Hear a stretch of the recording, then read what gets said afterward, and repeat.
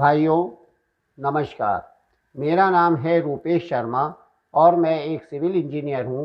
नवनिर्मित भवन के गृह प्रवेश के लिए वास्तुशास्त्र के अनुसार हमारे शास्त्रों में क्या लिखा है, क्या विधान है, उस विषय पर कुछ वीडियोस पब्लिक की सुविधा के लिए, पब्लिक के लाभ के लिए, आप लोगों के लाभ के लिए प्रस्तुत कर रहा हूँ।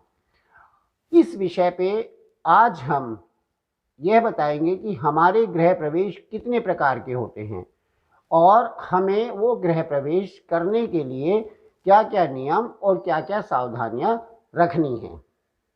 मेरा आपसे विनम्र अनुरोध है कि अगर आपने मेरा यह YouTube चैनल सब्सक्राइब नहीं किया है तो कृपया इसको सब्सक्राइब कर लें, लाइक कर लें, कमेंट कर दें और इसका बेल आइकन दबा दें ताकि आने वाली वीडियोस में आपको नोटिफिकेशन मिलती रहे।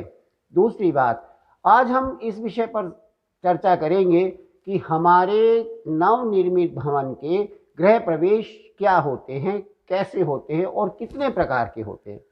तो आइए भाइयों, मत्स्य पुराण के अनुसार हम इस विषय पर डिस्कशन करते हैं। मत्स्य पुराण में लिखा है कि गृह प्रवेश 3 प्रकार के होते हैं। हमारे शास्त्रों में 3 प्रकार के गृह प्रवेश की बात कही गई है। मत्स्य पुराण में भगवान श्री मत्स्य नारायण ने कहा है कि अपूर्व संगम प्रथमम प्रवेशम यात्रावसाने च संपूर्ण संज्ञम। अपूर्व संगम प्रथमम प्रवेशम यात्रावसाने च संपूर्ण संज्ञम द्वंद्वाय देशान भयादि जातस त्वदे प्रवेशास्त विद्याम प्रवेष्टा। मत्स्य पुराण में भगवान श्री मत्स्य नारायण ने 3 प्रकार के गृह प्रवेश बताए हैं। एक है अपूर्व गृह प्रवेश, दूसरा है सपूर्व गृह प्रवेश और तीसरा है द्वंद्व गृह प्रवेश। अपूर्व गृह प्रवेश वह होता है जिस गृह प्रवेश का कभी गृह प्रवेश अभी तक नहीं हुआ है, जो भवन अभी हमारा नव निर्मित हुआ है और उसमें हम प्रथम बार गृह प्रवेश करने जा रहे हैं। उसका विधान अलग होता है, उसका मुहूर्त अलग होता है और उसका गृह प्रवेश करने का तरीका, महीना और विधि बिल्कुल अलग होती है। दूसरे प्रकार का गृह प्रवेश होता है सपूर्व गृह प्रवेश और तीसरी प्रकार का गृह प्रवेश होता है द्वंद्व गृह प्रवेश। इस प्रकार के गृह प्रवेशों के बारे में हम विस्तार से चर्चा करते हैं। तो आइए भाइयों, नवनिर्मित भवन के गृह प्रवेश को हम लोग अपूर्व गृह प्रवेश कहते हैं, अर्थात इसमें पूर्व में कभी कोई गृह प्रवेश नहीं किया गया है, इसमें प्रथम बार गृह प्रवेश किया जा रहा है।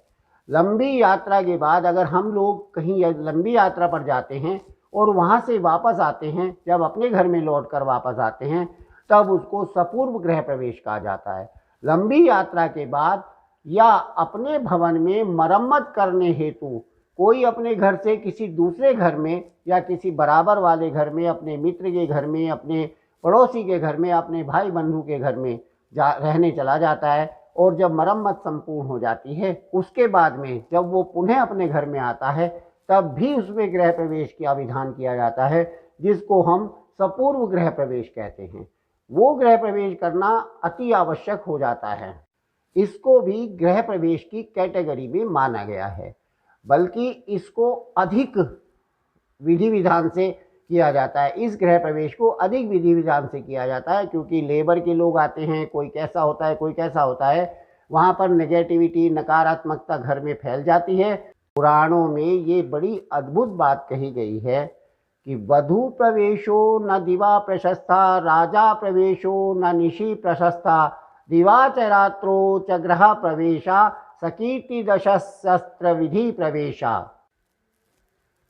अर्थात हमारे शास्त्रों में यह स्पष्ट कहा गया है, गृह प्रवेशों के बारे में यह स्पष्ट कहा गया है कि जब नववधू का गृह प्रवेश हो तो दिन के समय वधू का गृह प्रवेश नहीं करना चाहिए। गृह प्रवेश करने से पहले यह देख लेना चाहिए कि अभी सूर्यास्त हुआ है या नहीं हुआ है, या सूर्योदय तो नहीं हो गया है। दिन के समय में नववधू का गृह प्रवेश नहीं किया जा सकता। यदि बारात जल्दी लौटकर भी आ जाती है या दूल्हा दुल्हन को लेकर जल्दी लौटकर आ जाता है तो उसमें ये विधान किया गया है कि सूर्यास्त होने तक नववधू को और दूल्हा को बाहर ही प्रतीक्षा करनी होती है, सूर्यास्त होने की प्रतीक्षा करनी होती है। जब सूर्यास्त हो जाता है तो गोधूली का समय अति उत्तम माना गया है या प्रदोष काल अति उत्तम माना गया है। उस काल में नववधू का गृह प्रवेश करा लेना चाहिए। पूरे विधि विधान से, पूरे मंत्रोच्चारण से, पूरे गीत भजन गा के नववधू की पूजा करके नववधू को लक्ष्मी का रूप मानकर अपने घर में प्रवेश करा लेना चाहिए। इसी विषय में अगली बात यह कही गई है कि जब राजा लंबी यात्रा या युद्ध के बाद घर में वापस आता है और गृह प्रवेश करता है, या आपका कोई पुत्र, बेटा या कोई भाई मिलिट्री में या अपने देश की सेवा में या सेना की सेवा में संलग्न है और वह सेना के बॉर्डर से या सेना से अपने घर छुट्टी आता है, तो उसको कभी भी रात में गृह प्रवेश नहीं करना चाहिए। उसको हमेशा दिन में सूर्योदय के समय सूर्य की रोशनी में और दिन के समय ही गृह प्रवेश करना चाहिए। अगर बेटा या पुत्र या भाई या कोई भी परिवार का सदस्य जो आर्मी में है या देश की रक्षा में लगा है या फोर्सेस में है, सुरक्षा बलों में है, वहाँ से वापस आता है, तो अगर वो लेट नाइट आता है तो उसको या तो रेलवे स्टेशन पर ही या कहीं गेस्ट हाउस में या बाहर अपने मित्र के घर में ही इंतज़ार या प्रतीक्षा करनी चाहिए, और जब सूर्योदय हो जाए तब नहा धोकर अपने घर में प्रवेश करना चाहिए, ये कहा गया है।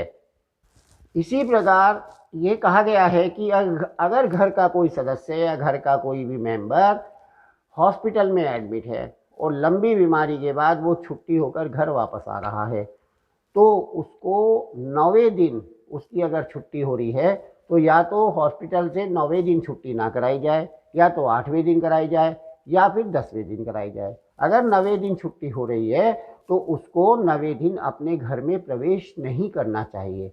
बीमारी से लौटकर 9वें दिन आना, घर में प्रवेश करना अत्यधिक अशुभ माना गया है। भाइयों, ये सब बनावटी बातें नहीं हैं, ये ना अंधविश्वास है, ये सब बातें भगवान मत्स्य नारायण ने मत्स्य पुराण में स्पष्ट लिखी है।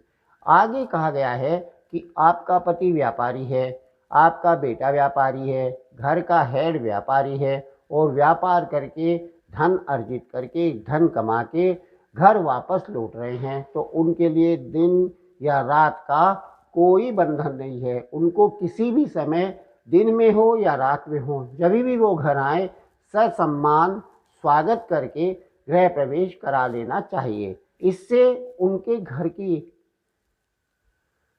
समृद्धि बढ़ती है, उनके घर में वंशवृद्धि होती है, उनके घर में धन और व्यापार की अत्यधिक वृद्धि होने लगती है। अगर वो रात में आते हैं, उनको उसका भी परहेज नहीं है, अगर वो दिन में आते हैं उसको भी परहेज नहीं है, उनको ससम्मान खुशी खुशी घर में प्रवेश दे देना चाहिए। गृह प्रवेश के बारे में एक विशेष बात स्पष्ट कही गई है। मत्स्य पुराण में स्पष्ट लिखा है कि अगर भवन घास, लकड़ी, मिट्टी आदि से बना है तो उसके गृह में प्रवेश करने के लिए कोई गृह प्रवेश के मुहूर्त की या किसी भी पूजा पाठ की या किसी भी लगन की या किसी भी संदर्भ की कोई आवश्यकता नहीं है। उसमें किसी भी समय गृह प्रवेश कर लेना चाहिए। बस कंडीशन यही है कि गृह प्रवेश से पहले या प्रथम बार उस घर में प्रवेश करने से पहले उस घर की लिपाई गोबर के, गाय के गोबर से की जाए, तब वो शुद्ध हो जाता है। और गंगा जल छिड़क कर भगवान का नाम लेकर, लक्ष्मी नारायण का नाम लेकर आप उस घर में कभी भी प्रवेश कर सकते हैं। मत्स्य पुराण में कहा गया है कि विशेष उसमें आने हरमयम त्रणे गारे तू सर्वदा। जो मकान मिट्टी के बने हैं, जो मकान लकड़ी के बने हैं, घास फूस से बने हैं, उसमें गृह प्रवेश करने हेतु कोई नियम लागू नहीं होता, क्योंकि इस प्रकार के मकान गाय के गोबर से लिपाई होती है, और जिस स्थान पर गाय के गोबर से और गोमूत्र से या गंगा जल से लिपाई की जाती है वो स्थान स्वयं ही स्वर्ग से भी सुंदर, स्वर्ग से भी पवित्र बन जाता है और उसमें किसी भी प्रकार से कभी भी किसी भी समय गृह प्रवेश किया जा सकता है। मत्स्य पुराण में स्पष्ट लिखा है कि विशेष सौम्यानेन हर्षम तृणागारे तु सर्वदा, मिट्टी से बनाया हुआ मकान, लकड़ी से पटा हुआ मकान, घास फूस से बनाया हुआ मकान, तृणों से बनाया हुआ मकान सदैव सौम्य होता है। मौसम के प्रभाव से तापमान को बैलेंस करता है, स्वास्थ्य के लिए बहुत अच्छा माना गया है। इसमें एक श्लोक मत्स्य पुराण में विशेष रूप से कहा गया है,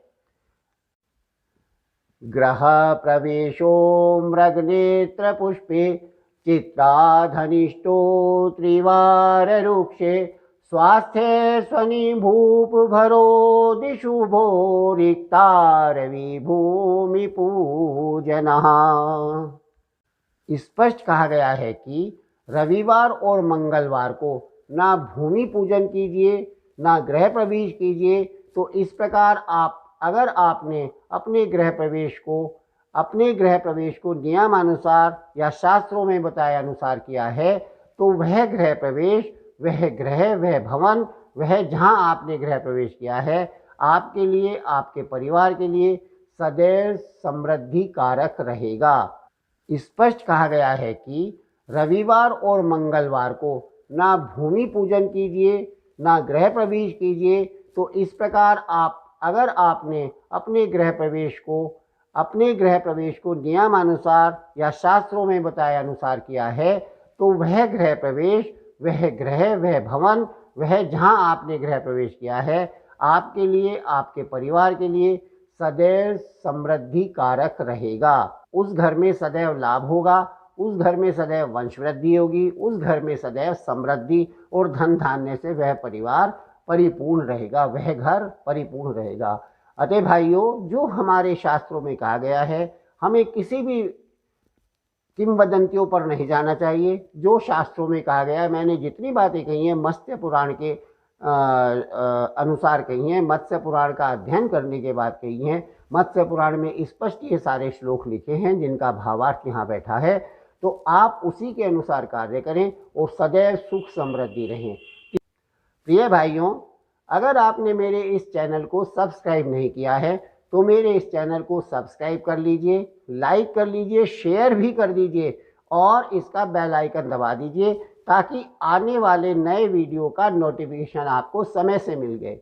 मैं आपको ये सूचित करना चाहता हूँ, मैं आपको ये बताना चाहता हूँ कि मैं वास्तुशास्त्र के ऊपर, कंस्ट्रक्शन के ऊपर, नव निर्माण के ऊपर, प्रॉपर्टी से कैसे धन कमाना है, प्रॉपर्टी से धन को कैसे बढ़ाना है, बैंक से लोन लेके मकान बनाकर उस भवन से लाभ भी कमा सकते हैं, उस भवन से हम मासिक लाभ भी कमा सकते हैं। तो आप हमारे साथ हमेशा बने रहिए, हमारे चैनल को सब्सक्राइब कर लीजिए और आने वाली हर वीडियो को शुरू से लेकर आखिर तक देखते रहिए।